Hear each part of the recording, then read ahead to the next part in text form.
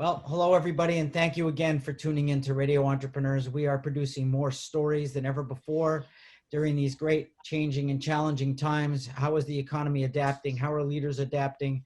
How are we protecting ourselves? And, we've had some regular segments with these two experts, and I'd like to introduce them again and get into that topic. Lisa Cukier, partner at Burns and Levinson and Aviva Sapers, CEO in Sapers and Wallack.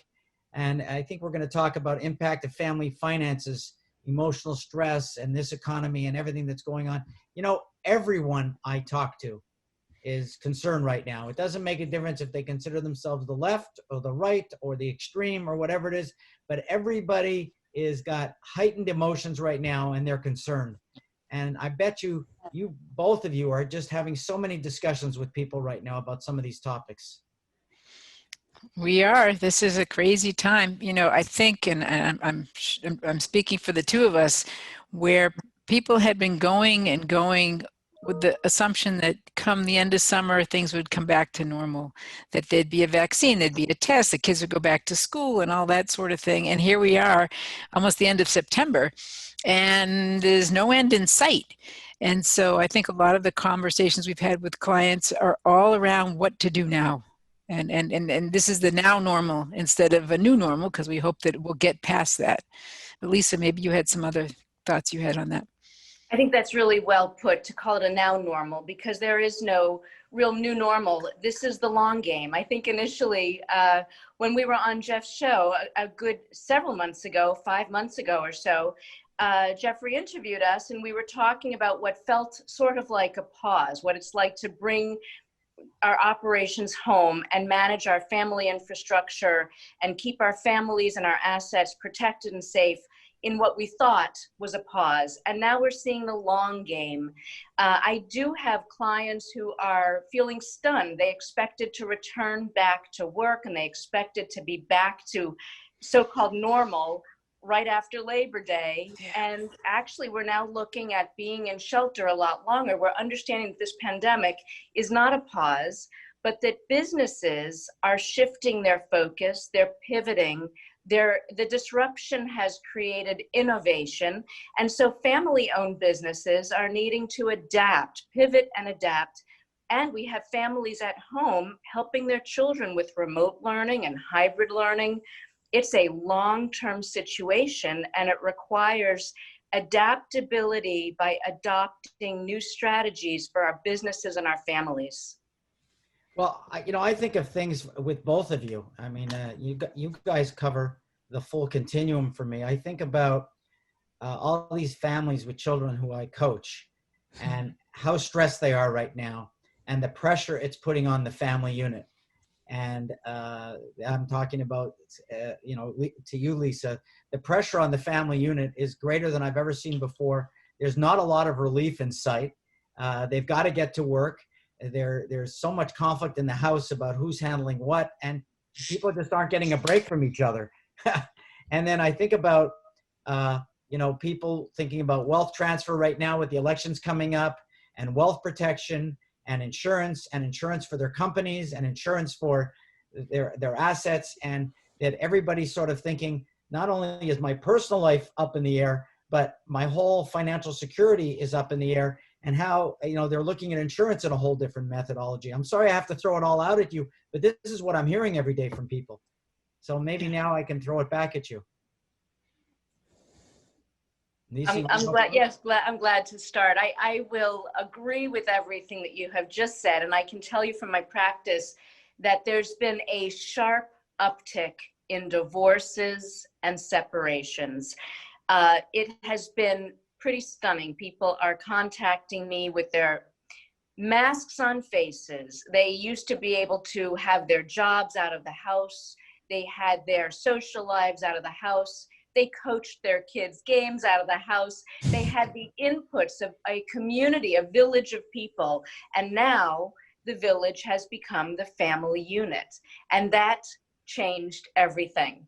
And some couples who managed to stay together for years, despite adversity in the relationship, they stayed together because they had the village helping, no longer have that village and that input. And so people are coming to me with ever greater frequency for divorce and separation. And there's some strategies we can put into place to help people stay together, but it's difficult. It's difficult right now. There's also a great difficulty when people are already separated with transferring children from one home to the other while they're in hybrid school. Because now what we're having is a crossover of environment with less controls over safety.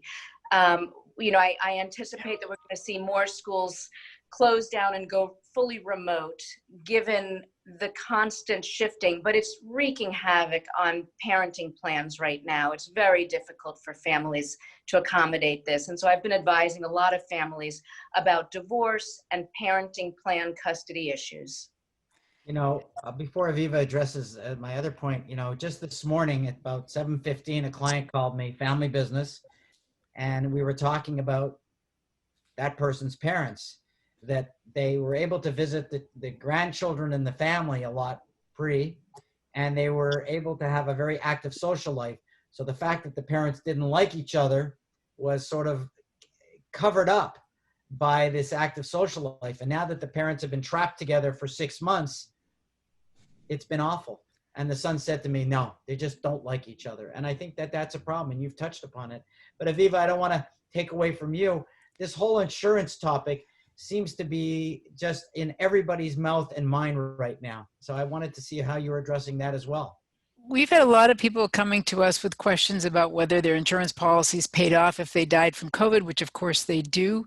It may be harder to obtain insurance if you have contracted the virus, at least in the short run, certainly not permanently.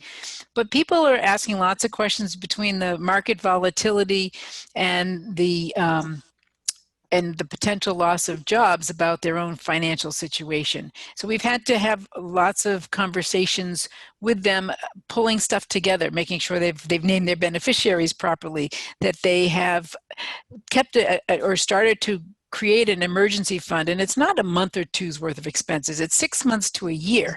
You don't want to be in a situation where you think you have enough because you're still both working, and if that crisis is elsewhere and not happening as a crisis of having lost your job, then that may be sustainable. But if it's losing your job, unemployment only pays so much, and there's a lot that people want to think about.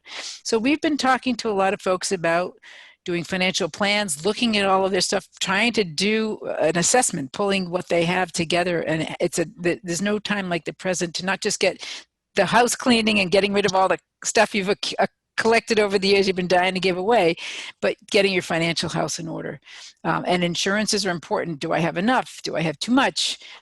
What is it covering? And do I have the right kinds of coverage? To your point about parents, and I mean, I can't speak to them getting along or not getting along, but long-term care is an issue, and the paying of long-term care and long-term illnesses and healthcare proxies and powers of attorney, we're all in that sandwich generation, and we're dealing with not just the kids staying home and having to coach and teach and make sure their technology is working, but the same thing with our parents at the other end, because that's the only way they can communicate these days. I have a question for both of you first, one at a time. Aviva, is it harder or more expensive to get insurance right now? No, it's not any more expensive. In fact, it might be a smidge easier if you're COVID-free, because a lot of the insurance companies have online application processes now, and they're using big data. So they'll look at script checks from your prescription drugs and some of your activities to help decide, if you're not buying gobs of insurance, whether you're a good risk. And so that might be a lot easier than having to get a physical. A lot of people don't want to be in to have themselves poked and prodded or bring strangers into their home at this stage. So the insurance companies are dealing with that, which might make it easier. Well, I'm like Lucy Van Pelt. I have only dog germs right now. That's my number one companion. Love it. Lisa, is this a bad time to get divorced? Decreased income, or is it a good or a bad time? Because I just last night I was watching the football game, I have to admit, and I got a phone call at 8:15 from a client who was talking to me about divorce. This is the time to do financial planning for divorce. So, was that person right, or are they wrong? So it's a mixed bag. It's never been easier and less expensive for me to go to court. Going to court means standing right here as I am right now and arguing a case to a judge in this very location. I don't have to drive to court. There's no time billed for finding parking or sitting around a courthouse waiting for the case to be called. The case is called at a certain time, 10 a.m. And 10 a.m. means 10 a.m. or 9 a.m. means 9 a.m. 4 p.m. means 4, whatever time is set for that hearing, it's on. And that's been very comfortable. It's very easy for financial advisors now to assist me in preparing a financial statement in divorce. It's a whole new world of ease now that we have all been able to bring our operations remote. And now that we're using technologies that many of us never used before. As soon as we went into lockdown back in March, everybody learned the technologies. I'd never learned Zoom before.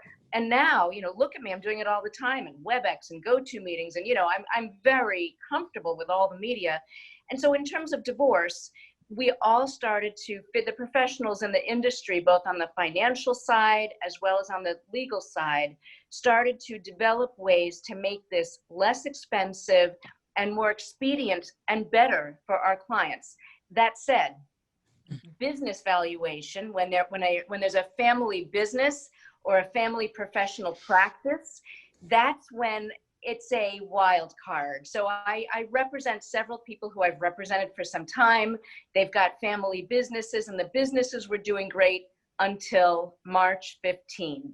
And suddenly people saw the valuation of businesses become uncertain. And we all thought this would be a pause and we would snap back to it in June or maybe August or maybe on September 8th, the day after Labor Day. But the businesses have not snapped back. And there's a lot of investors who have their money tied up in businesses of questionable value. And that trickles down and reverberates into the divorce valuation of businesses. Right now, I've got clients wondering, is there equity in my business anymore? Or is this all debt?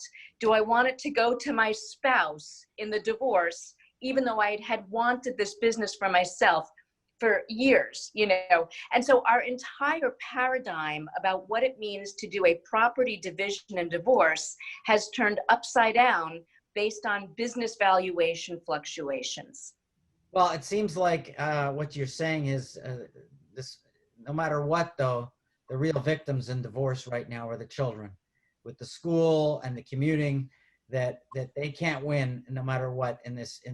COVID was not bad enough for them as it was. Children were having trouble socializing with their cell phones before, and now they're home, and now they're remote learning. And if they get divorced, we're just creating a whole new generation of potential social issues for children. Very sad when you think about it. But again, I know the two of you are going to be coming on regularly through the year and through the election. Aviva, if someone was looking for you and needed to know more about insurance policies and protections in this economy, how would they contact you? And other investment vehicles too. They can call me at 617-715-0125 or email me at asapers@sapers-wallack, that's up here, .com. And, I'm not promoting divorce for anyone. But, again, if you wanted to break up with your dog, Lisa, I'm the logical second husband for your dog. And you have the cutest little dog. But if someone were looking for you for normal services like legal services and family practice, how would they find you? Thank you, Jeffrey. So my phone is 617-966-9582. And I can be reached by email at lcukier@burnslev.com. And that is spelled LCUKIER @B as in boy, URN as in Nancy, S like Sam, LEV.com. Well, I guess you've done that before, but next time you come on, I want to see the dog. Okay. Okay. All right. Thanks, Jeffrey. I want to thank both of you for being on Radio Entrepreneurs. We're going to keep everybody continuously informed on these two very important topics throughout the year. We're going to take a break. We'll be right back after this short message.